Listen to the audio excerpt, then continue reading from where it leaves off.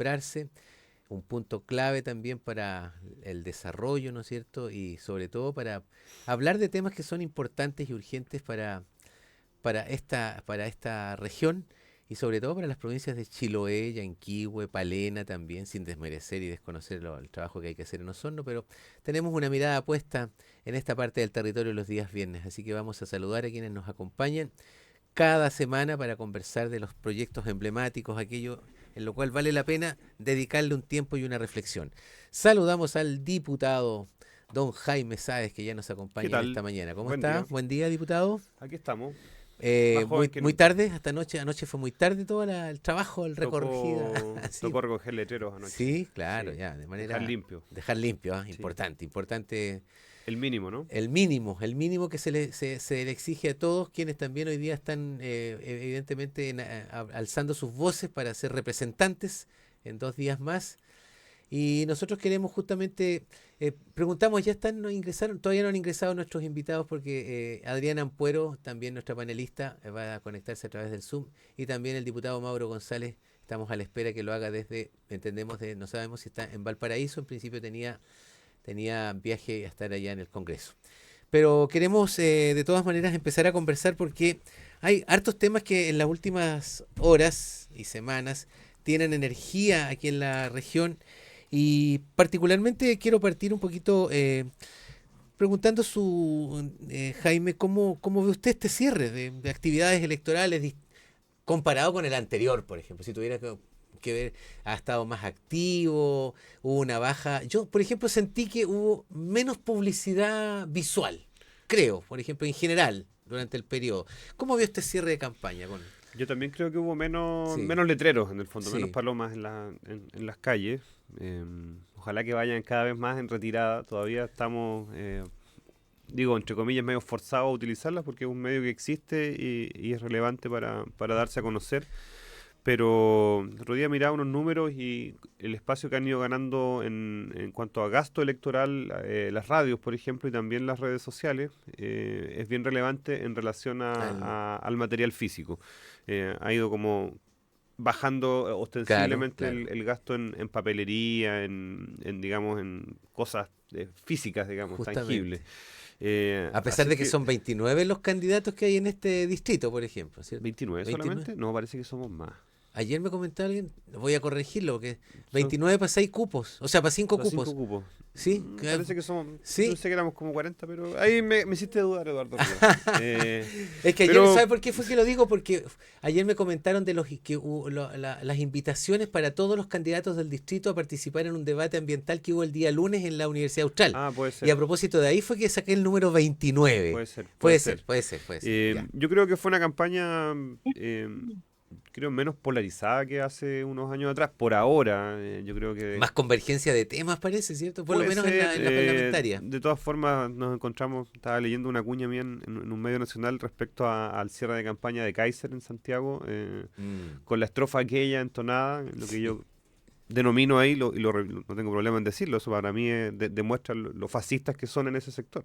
Mm, Y ellos son una amenaza para la democracia en Chile.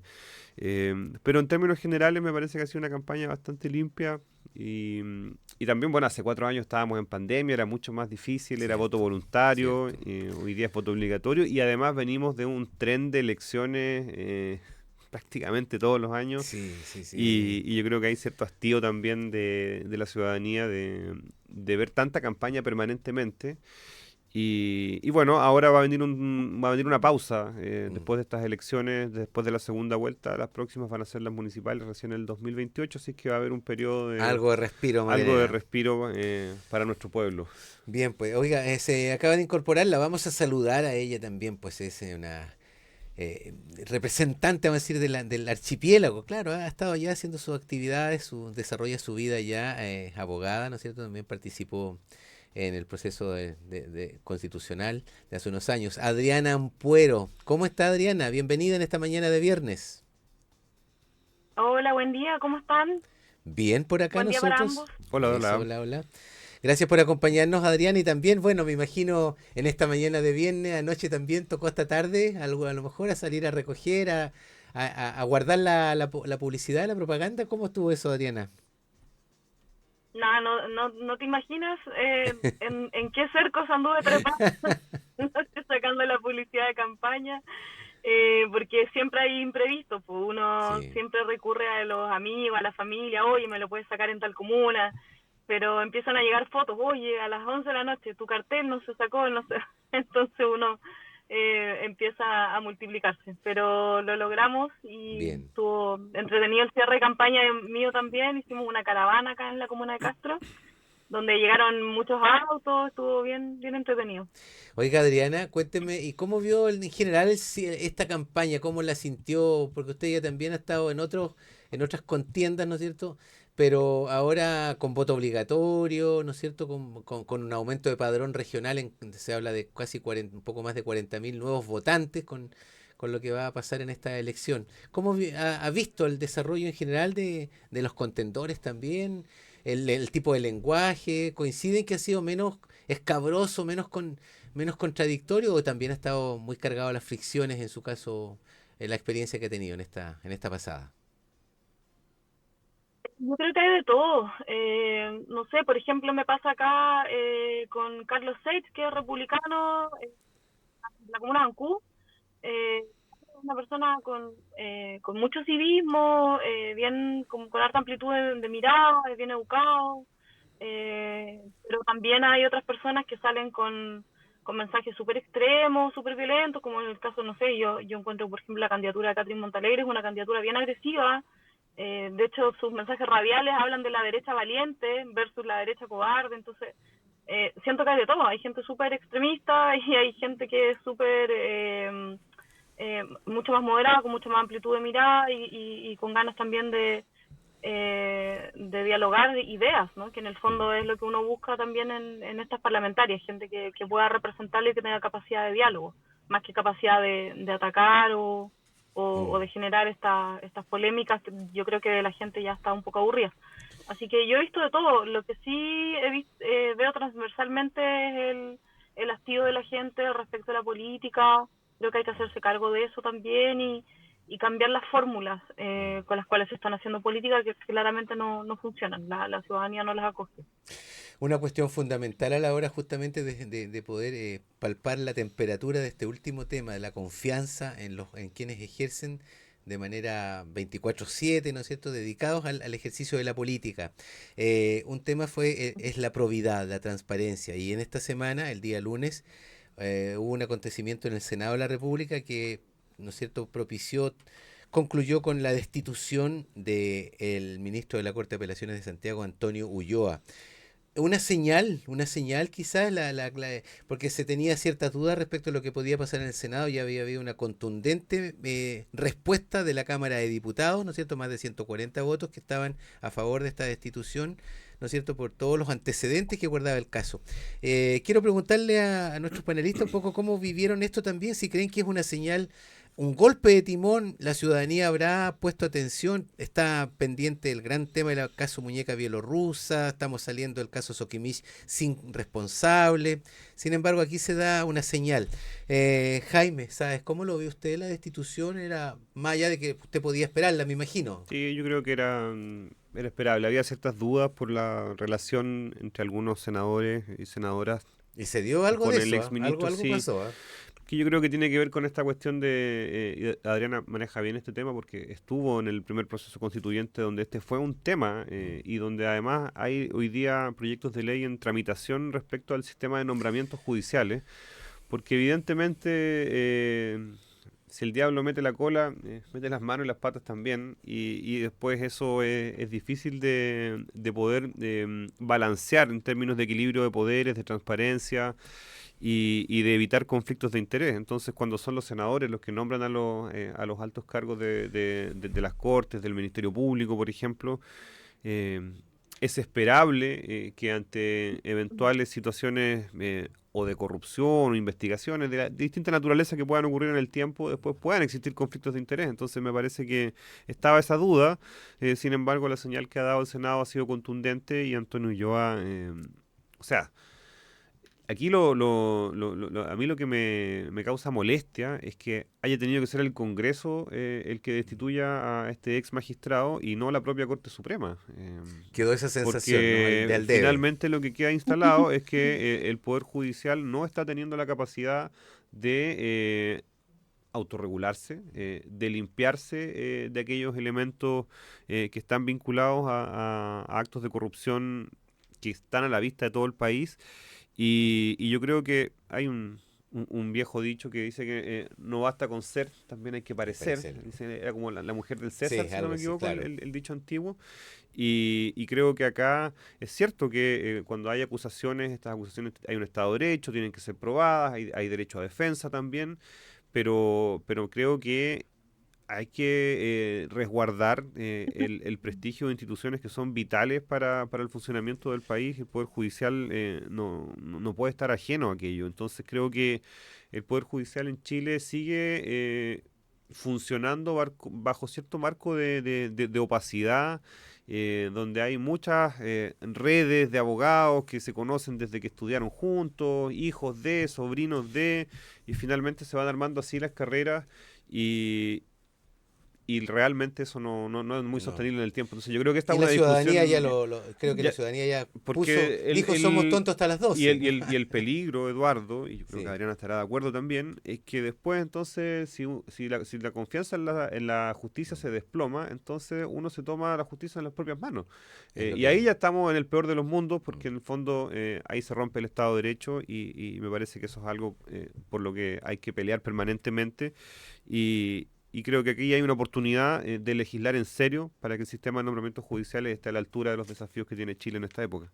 Adriana Ampuero, usted fue aludida también en el sentido de que participó en un proceso constitucional en el cual este fue un tema importante a debatir. Refrésquenos un poco y, bueno, colóquenos su propio punto de vista frente a este tema de la relación entre poder judicial y los otros poderes del Estado y particularmente con el poder legislativo. Sí, mira, en el proceso constitucional hubo mucha audiencia, mucho lobby respecto de los ministros de la Corte. Estaban bien preocupados por este tema, no querían que se cambiara el sistema de nombramiento, no querían básicamente que se cambiara nada. De hecho, recuerdo que hubieron muchas publicaciones que salieron en La Tercera, en el Mercurio, de altos cargos del Poder Judicial, criticando cualquier reforma que se quisiera hacer a través del proceso constitucional. Bueno, ahora sabemos por qué, que no querían que esto cambiara, porque igual tenían ahí una, una red de corrupción que les interesaba mantener. Muchos de los que hoy día están siendo juzgados también eran los que más levantaban la voz en esa época del proceso constitucional. Les interesaba mucho mantener sus cargos tal cual como estaban y seguir operando tal cual como estaban operando.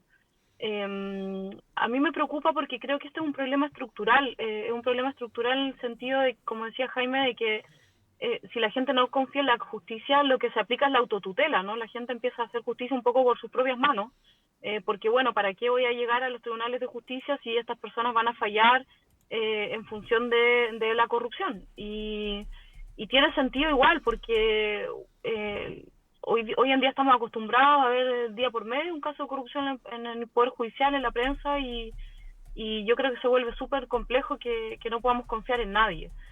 Hay varias propuestas dando vueltas. A mí me gustaría que en lo cercano el Poder Legislativo se dedicara no solamente a las acusaciones, no a las destituciones, sino que se dedicara también a legislar sobre el problema de fondo. Hay varias propuestas dando vueltas, hay algunos que creen que los jueces deberían elegirse por elección popular, hay otros que creen que deberían generar cierta trayectoria, es decir, si tú tienes cierta trayectoria en los escalafones menores, deberías ascender a un escalafón mayor. Hay otros sistemas de nombramiento que buscan también equilibrios respecto de quienes lo designan. Tantas personas las designa, no sé, el Poder Ejecutivo, tantas personas las designa el Poder Legislativo.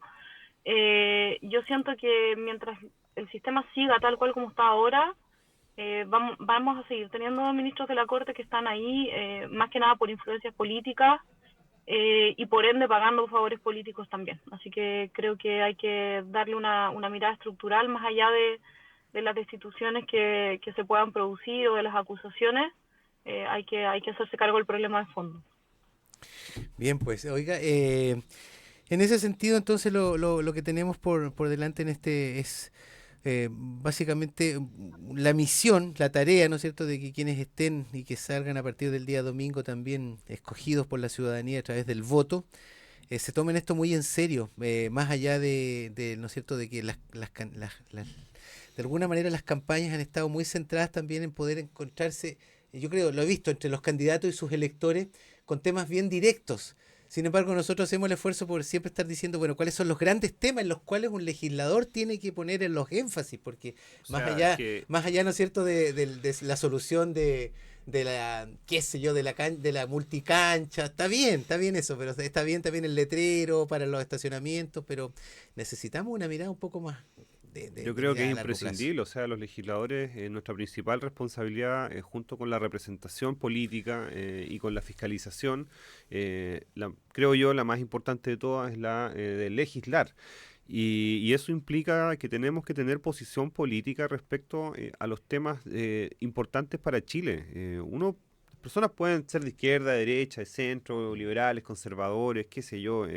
Hay un amplio abanico de diversidad ideológica en la medida que eso esté en consonancia con los valores democráticos de la República de Chile. Yo creo que no hay ningún inconveniente, a diferencia de lo que ha hecho Kaiser en estos últimos días, que yo insisto, me parece que es fascismo y es una amenaza a la democracia. Eh, pero lo que no puede ocurrir es que uno se pase la vida entera vistiéndose con ropajes ajenos y sin marcar una posición clara respecto a temas que son relevantes. Yo creo que está bien, uno puede discrepar, pero para discrepar tiene que existir posición y tienen que haber argumentos detrás de esa posición y uno tiene que ser capaz de defenderla. De lo contrario, yo creo que la actividad política y la actividad parlamentaria se reduce a un cosismo que no es sano para la democracia y que acrecienta, me parece, la brecha de desconfianza entre el pueblo y un poder del Estado, como es el legislativo, que está en el fondo de la en el fondo de la valoración de la ciudadanía, pero que es importante para una democracia. Una democracia no se sostiene sin un poder legislativo que sea sólido, que sea coherente, que debata adecuadamente, pero que también alcance consensos, alcance acuerdos y permita que el país avance, porque si el poder legislativo es un obstáculo permanente para poder alcanzar consensos, entonces tampoco está dando el Mm. ancho. Yo creo que ahí es relevante que efectivamente, tal como tú decías, Oigan, que se marquen posiciones a más propósito de lo explícitas. mismo, quiero preguntarle eso, porque a los dos les quiero preguntar qué les ha parecido también. En las últimas 2 semanas se levantó muy fuerte, apareció muy fuerte esta petición de parte de dos poderes del Estado, o sea, en tiempos distintos, pero hubo en el primer semestre un intento desde el Poder Legislativo de regular, así con una palabra bonita para decir, pero era censurar un poco la acción de la prensa, de los medios, de los periodistas. Y en las últimas semanas hay unas solicitudes que tienen que ver con que también se habría pedido intervenir teléfono. Y digo esto y lo traigo a colación a propósito de la necesidad de que la ciudadanía tenga información clara, transparente, de manera oportuna, de alguna manera en los tiempos que corresponde, no 5 años después, no 20 años después, como se está acostumbrando mucho a liberar archivos después de mucho tiempo. Pero hay un tema también, el cuarto poder, diría yo, se le llama el cuarto poder a la prensa, a los medios, a la opinión pública. ¿Qué le parece este también? Porque de la marmita social y cultural que estamos hoy día disputando en Chile. ¿Eh? Yo creo que evidentemente una democracia se sostiene, además de sus poderes institucionales, con una prensa que sea libre y que sea opinante y que también colabore con la sostenibilidad de nuestro sistema democrático en el tiempo. Y yo creo que en Chile hoy día, y no hoy día, es una cuestión que venimos arrastrando ya por hartas décadas, existe un nivel de concentración de los medios económicos también, de los medios de Sí, comunicación pues. que responden a poderes económicos, Mm, mm. básicamente los dos medios más grandes que hay en Chile, que son multiplataforma, Copesa y El Mercurio, tienen una línea editorial que es clarísima, y hoy día tener medios de comunicación que sean que permitan una diversidad de opiniones es una necesidad muy imperiosa. Yo creo que tiene que ver también con el avisaje estatal y lo vemos cuando en paralelo, hace unas semanas atrás lo mencionaba a propósito de un medio, medio entre comillas, de Chiloé que se dedica a denostar sin consultar fuentes, sin llamar de vuelta. Me parece que la concentración de medios en Chile también da pie para que surjan estas otras iniciativas que no tienen ningún tipo de rigurosidad periodística, que no cumplen con ningún estándar y que contribuyen de manera significativa a la desinformación. Y me parece que cuando tenemos esa mezcla de esos dos ingredientes es bastante peligroso. Yo creo que la ministra Vallejo lo ha planteado continuamente y ha sido criticada por aquello, de legislar en torno a los medios de comunicación, no para restringirla en ningún caso, para restringir la opinión, las líneas editoriales, sino para que efectivamente exista una diversidad que dé cuenta de las distintas miradas y que efectivamente se informe y que podamos regular de mejor forma todo esto que ha sucedido en los últimos 10 años, probablemente con la irrupción con mucha fuerza de las redes sociales y hoy día con la inteligencia artificial más aún complejo. implica que tengamos un debate serio al respecto. Adriana Ampuero, me imagino que también usted ha estado siendo testigo, ¿no es cierto?, de esto, de que tratar de que el ejercicio del periodismo, de una prensa que investiga, que interroga también a los espacios del poder, ha complicado, pareciera ser, algunos sectores del país. Se habla, ¿no es cierto?, de esta vinculación entre estos grandes grupos multiplataforma y también, por cierto, quienes ejercen y ostentan el poder económico en Chile. ¿Cuál es su opinión al respecto? Sí, también la irrupción de las redes sociales ha generado probablemente un poco más de diversidad, pero también un poco más de riesgo. De hecho, hay países que, por ejemplo, están prohibiendo el uso de Meta en las campañas electorales. Probablemente eso es algo que nuestro país también tenga que analizar en el futuro, porque a través de la inteligencia artificial o de los algoritmos de red uno también puede influir mucho en la opinión ciudadana. Y muchas veces no todos los sectores ocupan eso con responsabilidad. Hoy día también sabemos que está dando vuelta el caso bots, el caso trolls, que también precisamente destapó la prensa, donde hay sectores políticos que manipulan la opinión ciudadana a través de fake news, a través de trolls, de bots en redes sociales, y eso creo que también es algo que hay que analizar desde el punto de vista legislativo. Yo en general creo mucho en la libertad de prensa. Creo que es fundamental también para vivir en un país democrático.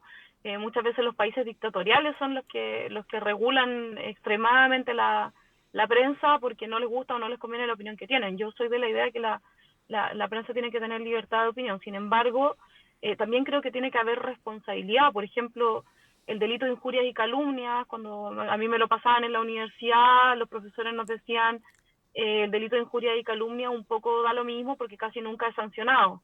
Yo creo que en el caso de la prensa en particular, la injuria y las calumnias tienen que ser sancionadas con mayor severidad que respecto del resto de las personas, porque tienen la capacidad de generar un alcance a través de la injuria y calumnias que es tremendo, es muy dañino para la honra de las personas, y a mí me parece que la honra de las personas sí es un bien jurídico a proteger. Hay, yo creo, una responsabilidad mucho mayor en el caso de la prensa respecto a la emisión de injuria y calumnia. Sería interesante que pudiéramos ver eso a través de los procesos legislativos, a ver cuáles son quizás las modificaciones que se pueden hacer en esa materia, porque el delito de injuria y calumnia es un delito que está ya... que tiene la necesidad de ser revisado y legislado en función de la modernidad, precisamente de las redes sociales, de los algoritmos de Meta y también del alcance de la prensa. Es un delito que está un poco anacrónico ahí, que quizás sería interesante poder revisar a nivel legislativo. Perfecto. Oiga, los invito a una pequeña pausa, 9:31. Vamos y volvemos para continuar con algunos temas también que son importantes acá en la región y sobre los cuales quiero que conversemos. Todo lo que tiene que ver con Chiloé 200 años, ¿no es cierto? Todo lo que aparece en la prensa en estas últimas horas también, proyectos de conectividad vial que están ahí en el entredicho. Así que varios temas que tienen que ver con la región a la vuelta de esta pausa en Cooperativa Red Los Lagos.